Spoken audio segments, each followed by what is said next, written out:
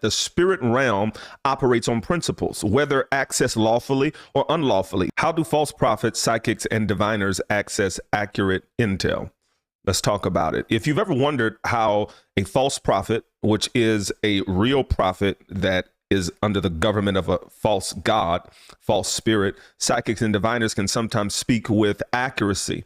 Don't confuse their accuracy to be a sign that they have been sent by God. Employment is not the evidence of endorsement. And one of the most profound questions that I've been asked is, why doesn't God blind them spiritually? Why doesn't God remove their ability to see or to know? First, we have to understand that the spirit realm operates on principles, whether accessed lawfully or unlawfully. Divine revelation comes from God alone, but intelligence can be stolen. It can be manipulated. It can be intercepted. If we look in Daniel chapter number 10 and 13, we see that there was an angelic conflict going on in the realm of the spirit over revelation.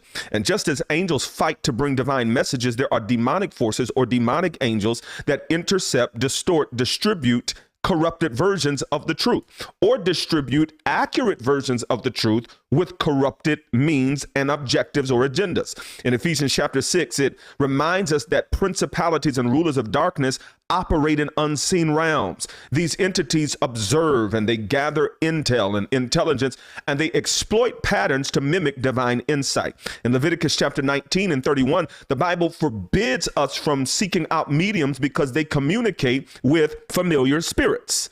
These spirits don't predict the future.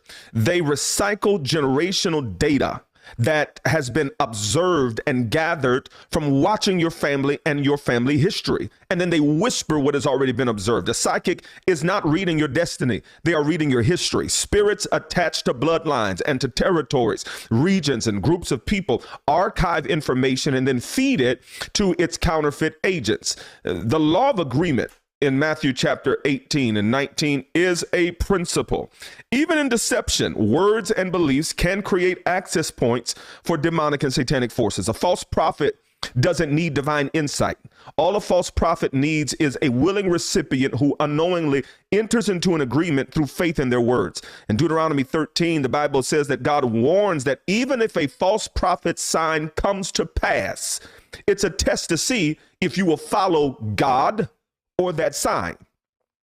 I want you to sit with that a false prophet had an accurate sign, and God said it's a test to see, are you more governed by signs or are you governed by God? And this is a test that many people fail, even in the church, unable to recognize when false prophets preach Jesus and have signs and wonders. And because of your addiction